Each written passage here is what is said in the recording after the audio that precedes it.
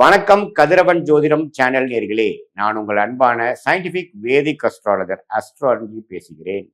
நல்லது நினைப்போம், நல்லதே நடக்கும். பார்த்தீங்கன்னா இந்த வீடியோவில் சிம்ம ராசிக்காரர்களுக்கு மார்ச் 2026 மாதம் எத்தகைய ஒரு மாதமாக இருக்க போகுதுங்கிறத சயின்டிபிக் வேதிக் அஸ்ட்ராலஜி முறையில் எதையும் மிகைப்படுத்தாமல் உள்ளது உள்ளவாறு பரிகாரங்கள் அது மாதிரி விஷயத்துக்கெல்லாம் போகாமல் எந்த கிரகங்கள் எப்படி இருந்தால் எது மாதிரி ஒரு தாக்குதல் நம்மளுடைய வாழ்க்கையில எந்த தாக்கம் கொடுக்கும் அப்படிங்கிறத துல்லியமாக அறிவியல் சார்ந்த சாஸ்திரமாகிய இந்திய வேத ஜோதிட அடிப்படையிலான சயின்டிபிக் வேதிக் அஸ்ட்ராலஜி முறையில நம்ம பார்க்க போறோம். இப்ப சிம்மராசிக்கு பாத்தீங்கன்னா 11ஆம் இடத்துல குரு இருக்கிறார், 8ஆம் இடத்துல அஷ்டம சனியாக சனி இருக்கிறார், அதே சமயத்துல 7ஆம் இடத்துல ராகுவும் ராசிக்குள்ள கேதுவும் நீடித்திருக்கிறார் மார்ச் மாசம் முழுவதும். இப்போ மாத கிரகம் என்று சொல்லப்படுகிற செவ்வாய், புதன், சூரியன், இந்த 3 கிரகம் பாத்தீங்கன்னா ராகுவோட சேர்கிறார். எங்க சேர்றார்? சிம்மராசிக்கு 7ஆம் இடத்துல சேர்றார். ஸோ இது ஒரு கிரிட்டிக்கலான ஒரு காம்பினேஷன். இதுல சுக்கிரன் மட்டும் 8ஆம் இடத்துக்கு மாறுகிறார். இப்ப சுக்கிரனும் 8ல போயிட்டார், சனியும் 8ல, 7ஆம் இடத்துல ராகுவோட கிரகணம் ஆகக்கூடிய அமைப்பு சூரியன் பெறுகிறார். சூரியன் யாரு? உங்களுடைய ராசி அதிபதி.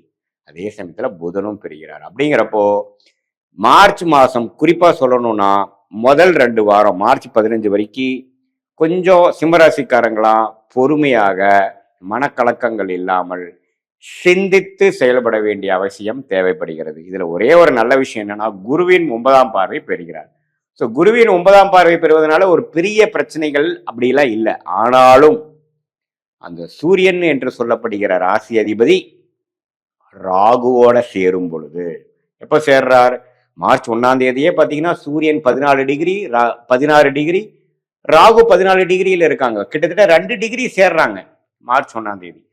ஸோ அப்படி சேரும் பொழுது ராசி அதிபதியே ராகுவோட சேரும் பொழுது அதே சமயத்துல செவ்வாயும் பக்கத்திலேயே உங்களுக்கு இருக்கும் பொழுது உங்களுக்கு கொஞ்சம் நீங்க யாரை டீல் பண்றீங்க வாழ்க்கையில நீங்க அன்றாட வாழ்க்கையில சந்திக்கக்கூடிய யாரு? உங்களுடைய ஸ்பவுஸ், கணவனா இருந்தா மனைவி, மனைவியா இருந்தா கணவன், அதே மாதிரி உங்களுடைய பங்குதாரர்கள், கிளைண்ட்ஸ், கஸ்டமர்ஸ், எல்லாமே உங்களுடைய வேலையாட்கள் யாரை நீங்க டெய்லி மீட் அவங்களோட பிள்ளையெல்லாம் பார்த்தீங்கன்னா சில சங்கடங்கள் சில பிரச்சனைகள்லாம் வந்துட்டு போற மாதிரி இருக்கும். வந்து நீடிக்காது, வந்துட்டு போற மாதிரி இருக்கும். ஏன்னா குருவின் பார்வை நிவர்த்தி.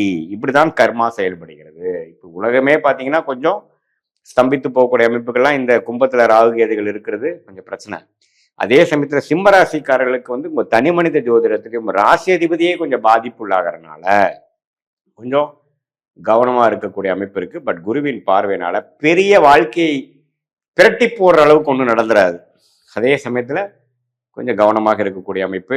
திருமண விஷயங்கள் கலப்பு திருமணமெல்லாம் ஆகக்கூடிய அமைப்பு இருக்கு. ஏன்னா ராகு சம்மந்தப்படுறார், அப்படியாவது சுக்கிரனும் சனியோட சேர்றாரு பார்த்தீங்களா? அப்படிங்கிறப்போ இந்த மாதிரி ஒரு லவ் மேரேஜ், வேற மதத்தை விரும்புகிறவங்க, கிறிஸ்டின், இந்து முஸ்லீம், அது மாதிரி வேற வேற மதத்தில் இருக்கிறவங்க ஒன்று சேரக்கூடிய அமைப்பு, வாழ்க்கையில ஒன்று சேரக்கூடிய அமைப்பெல்லாம் இருக்கு. குருவின் பார்வை அதை உங்களுக்கு அமைச்சு கொடுக்கும். பேரண்ட்ஸோட சப்போர்ட் கிடைக்கும், கன்சென்ட் கிடைக்கும். அதெல்லாம் ஒரு நல்ல விஷயங்கள் இருக்கு. இந்த அஷ்டம சனிலையும் இதெல்லாம் கொஞ்சம் இருக்கும். ஆனா கொஞ்சம் டென்ஷனாக தான் இருக்கும். ஏன்னா அஷ்டம சனி நடந்துட்டு இருக்கு இல்லைங்களா?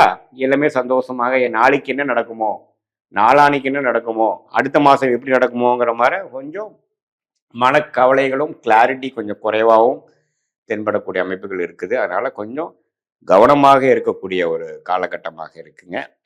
இது பொதுவான பலனையே தவிர உங்களுடைய ஜென்ம ஜாதகத்துல என்ன மாதிரி தசாபுக்திகள் போய்கொண்டு இருக்கிறது, உங்களுடைய லக்னம் என்ன, நீங்க எந்த நேரத்தில் எந்த தேதியில் எந்த ஊர்ல பிறந்தீங்கிற ஜாதகத்தை வச்சு பார்க்கும் பொழுது துல்லியமாக சொல்ல முடியும். இப்ப நம்ம பார்த்தது பார்த்தீங்கன்னா பொதுவான பலனே தவிர உங்களுடைய ஜாதகத்தில் எது மாதிரி தசாபுக்திகள் போகுது, அந்த தசநாதன் வந்து இப்போ கோச்சாரத்துல நம்ம பேசுறதுல எப்படி இருக்கார், புக்திநாதன் இப்படி இருக்கிறாருங்கிறலாம் சேர்த்து வைத்து பார்க்கும் பொழுது உன்னமே துல்லியமான பலன்கள். ஷார்ட் டேர்ம் எப்படி இருக்கு, அடுத்த ஃபியூ மந்த்ஸ், அடுத்த சில மாதங்கள் எப்படி இருக்கிறது, அடுத்த சில ஆண்டுகள் எப்படி இருக்குது, எது மாதிரி விஷயங்கள் வந்து லாங் டேர்ம்ல இருக்கு, எது மாதிரி விஷயம் ஷார்ட் டேர்ம் இருக்குங்கிறது உங்களுடைய ஜாதகத்தை துல்லியமாக சயின்டிபிக் வேதிக் அஸ்ட்ராலஜி முறையில போட்டு துல்லியமான பலன்கள் நம்ம எடுத்து அது மூலமாக எந்த நேரத்தில் எது செய்யலாம், எது நடக்கும், எந்த நேரம் வரைக்கும் நம்ம வெயிட் பண்ணணும், எப்போ நடந்துட்டா பரவாயில்ல,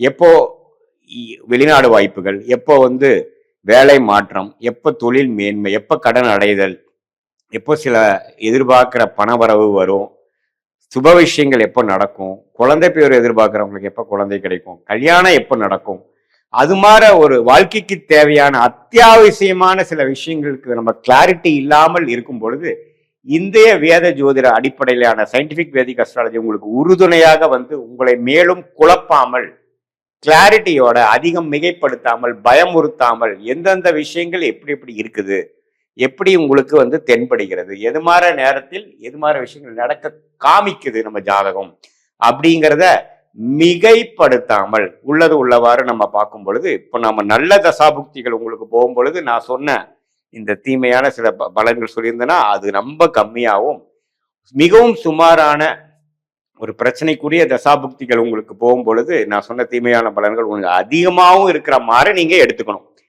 ஆனா உங்களோட ஜென்ம ஜாதகத்தை துல்லியமா பார்க்கும் பொழுதுதான் முழுமையான அக்யூரேட்டான ப்ரெடிக்ஷன் பண்ணி அது பிரகாரம் நம்ம வாழ்க்கைய திட்டமிட்டு தேவையற்ற பண விரயங்கள், தேவையற்ற பொருள் விரயங்களை தவிர்த்து கரெக்டா நம்மளுடைய பொட்டன்ஷியல் என்ன, நமக்கு தகுதி என்னவோ அதை மேலும் நாம ரெட்டிப்பாக்கி நம்மளுடைய பலனை, நம்மளோட ரிசல்ட்டை ரெட்டிப்பாக்குற விஷயங்கள் எப்படி, அதுக்கு டைமிங் என்ன, எந்த நேரத்தில் எது செஞ்சோம்னா நமக்கு கரெக்டா விழும் அப்படிங்கிறதை தெரிந்து நம்மளுடைய ஃபார்ச்சுனேட்டான ஃபீல்டு என்ன, நமக்கு வரக்கூடிய அருமையான துறை எது நமக்கு லாபத்தை கொடுக்கும், எது நமக்கு சரி வராது, வேலையா தொழிலா, எது மாதிரி விஷயங்கள்ங்கிறதெல்லாம் நம்ம ஜாதக அடிப்படையிலான ஒரு கிரகம் நம்ம ஜாதகத்தில் எப்படி இருக்கு, ஸ்தான பலம் எப்படி இருக்கு, திக்பலம் என்ன இருக்கு, குருவின் பார்வை யார் யாருக்கு கிடைக்கிறார் அப்படிங்கிறதெல்லாம் சேர்த்து வைத்து பார்க்கும் பொழுது நம்மளுடைய ஜாதகத்தில் எந்த கிரகம் ரொம்ப ஃபார்ச்சுனேட்டா யோகமா இருக்கோ அந்த கிரகத்தின் சார்ந்த தொழிலோ வேலையோ அதுல போனோம்னா நம்ம உண்மையிலேயே சீக்கிரமா எளிதில் வாழ்க்கையில் வெற்றி பெற முடியும்.